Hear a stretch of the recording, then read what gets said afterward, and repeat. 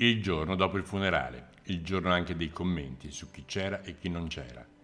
Mentre i resti mortali di Leonardo Del Vecchio lasciavano la sua Agordo per la sepoltura a Milano, nei media si cominciavano già a sottolineare le assenze del mondo politico, che sarebbero state notate anche dai familiari del grande imprenditore.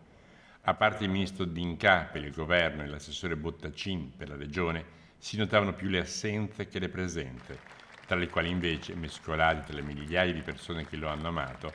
c'erano molti rappresentanti del mondo bellunese, a cominciare dal neoeletto sindaco del capoluogo. La mancanza, ecco, di una persona così importante, una persona che ha saputo partire dal nulla e realizzare veramente una cosa grandissima che dà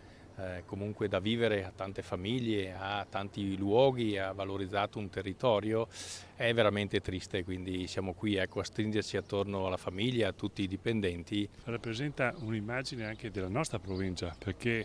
ha dato lustro a tutta la nostra provincia questa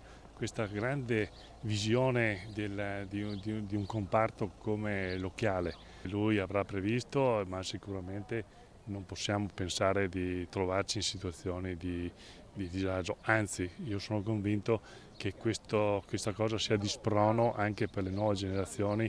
a fare dei passi importanti.